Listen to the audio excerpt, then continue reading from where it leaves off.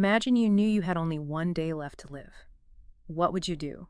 Hmm. The mind races to those big, once-in-a-lifetime experiences, doesn't it? Yeah, absolutely.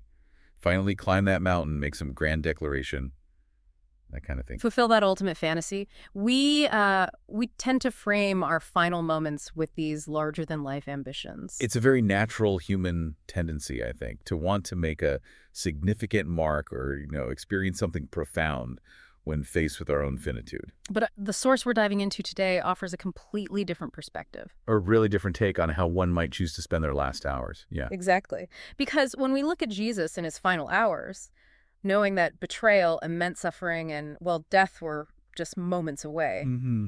his actions are startlingly different from what we might expect. Totally different. No desperate attempt to escape. No, seeking a final blaze of glory. Instead, in a deeply intimate act, he knelt and washed the feet of his disciples.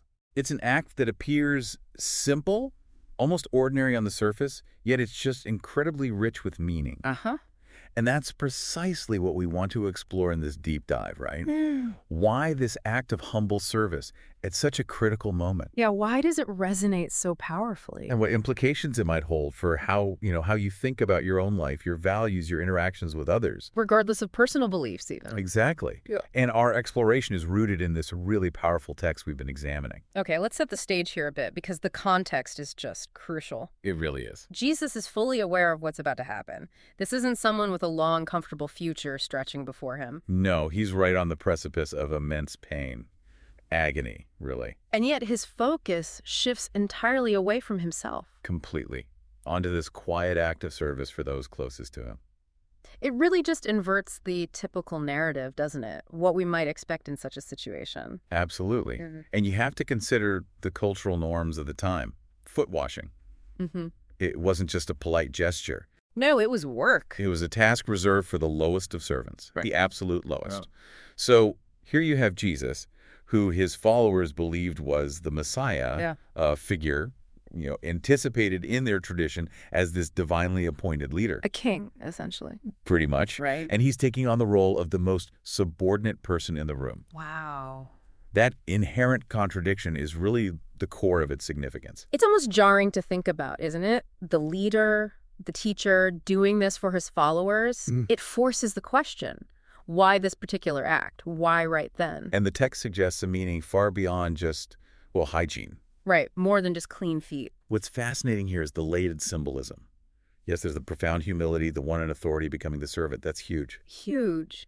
But it's also a powerful demonstration of love in action, knowing the immense sacrifice he was about to make for them. So it foreshadows the cross. In a way, yes. This act of service points towards that ultimate giving of himself. It's love made incredibly tangible, incredibly real. And the text hints at something more than just physical cleansing too, doesn't it? There's like a spiritual dimension. Precisely. It wasn't just about removing dirt from their feet. It seems to be about a deeper cleansing, maybe preparing them for the difficult times ahead. Yeah.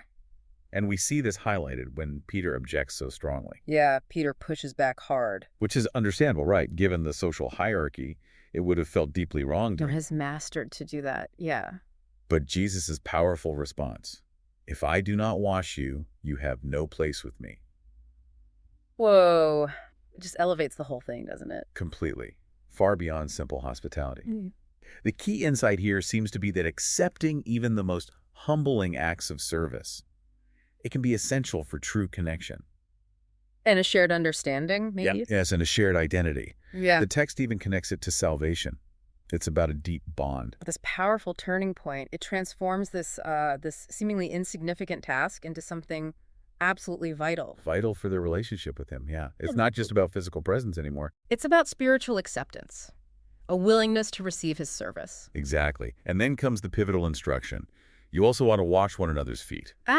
So it's not just a one-off. Not at all. Suddenly, this isn't just a singular event in the past. It's a command. It's a model for how his followers are meant to interact. Always. Perpetually. Wow. So this humble task becomes an ongoing call. To a life defined by humility and service. That's the takeaway.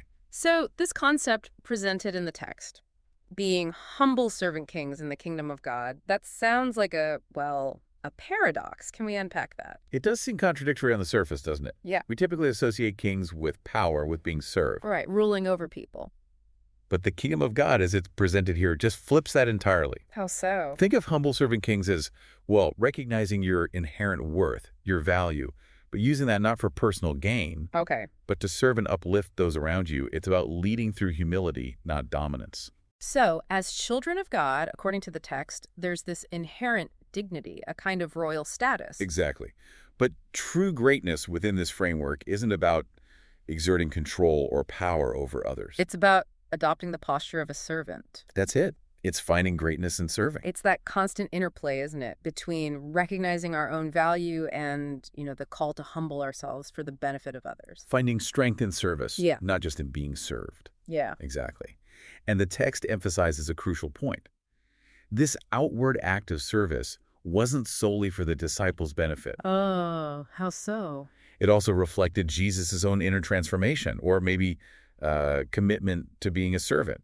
He, being divine, willingly embraced that role. So it's modeling that internal reality. Right. This underscores the powerful idea that true power, even divine power, isn't best expressed through force or command, but through humble love. That's a profound shift in perspective. We often equate power with authority and control, don't we? We really do. But here we see ultimate power demonstrated through utter humility. It's quite something. It really is. And it raises a significant question for us, maybe. What about the person offering the service? Especially when they're facing their own mortality, like Jesus was. Right. What's in it for the foot washer, so to speak? Well, the text suggests a transformative experience for the one giving as well.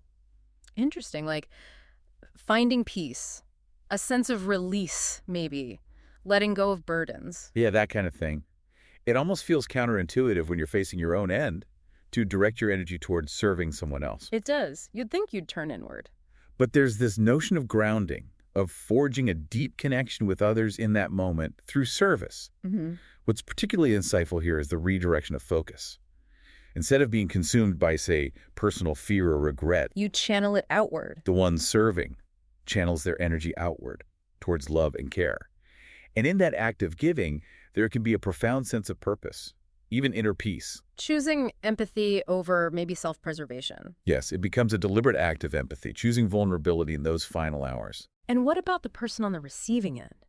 Imagine being one of the disciples, having Jesus wash your feet at that moment. Oh, yeah. The text describes it as a soul-marking experience. Absolutely. It's an act of profound intimacy and vulnerability. This wasn't just some routine chore. No way. It was Jesus, their teacher, their leader, performing this incredibly humbling act. The simple touch, the intentionality, it speaks volumes. So the receiver feels truly seen, Valued.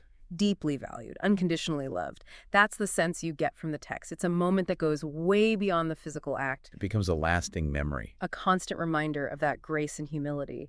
The key insight for the receiver is the sheer impact of experiencing selfless love and service. It creates a lasting sense of being valued. It's more than just a memory, though, isn't it? Yeah. As the text suggests, it becomes a lasting blessing. A tangible experience of being cared for without any expectation of return.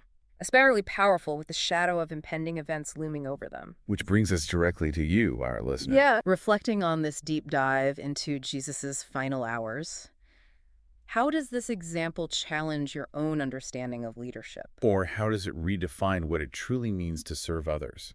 And perhaps most importantly, how does it prompt you to, reconsider your own priorities, how you live your life day to day? It really makes you think about where you invest your time and energy, doesn't it? Are you primarily focused on personal advancement, on achieving recognition, Or are you also actively looking for opportunities to take up the towel, as it were, in your own life? to engage in those seemingly small acts of service? The ones that can have such a significant impact on the people around you. Yeah.